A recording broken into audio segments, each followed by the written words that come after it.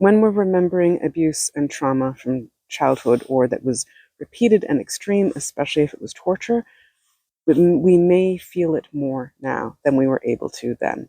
And that can be really hard. Like, I know that parts of me were like, so I have dissociative identity.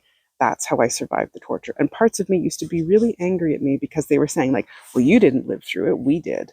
We took it all for you. And they did. They're the ones who went through the torture for me because I couldn't. I couldn't have survived it. So I went off and like dissociated out of my body, out of my mind. And they took over. But they were doing things like trying to numb the body, and like they weren't able to feel everything really fully because they were just trying to survive the torture, and it was too unbearable and too scary and too hard to do. But now when I remember it, I'm able to, if I have safety, if I'm working with my therapist, I'm able to remember it more on a physical level, the sensory level. I'm able to feel more of the feelings that were not safe to feel then, like the despair and the hopelessness and the terror and everything else. And so it is also hard for me now when I'm remembering it, and it is like reliving it. And parts of me now understand that and are not so angry with me. Like, I helped keep everybody together. We helped us survive in different ways.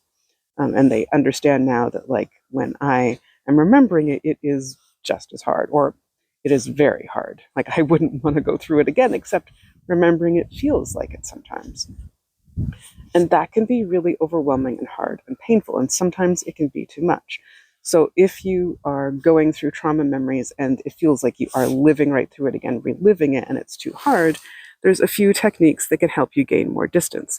You can imagine or visualize the memory on a TV screen or on a laptop or your phone, where you can press like stop, pause, rewind.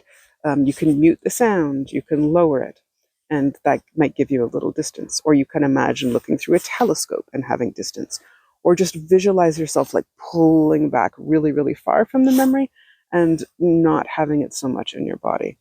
Also, sometimes when it is a new traumatic memory and I just feel like I can't deal with that level, like even just the information, how painful it is, I have asked parts to draw it out or write it out because that gives me some distance. And I will also ask if it is really, really hard to wait until I am with my therapist and I have some support to go through it. And maybe those things will help you too in gaining a little bit of distance if you need to. It can also help if you can do some self-care or have something that is soothing, like get a hug or get some cuddles, wrap up in a blanket, have a warm cup of tea, whatever it is that will help soothe you now and remind you that you're not living through it anymore and you are safe.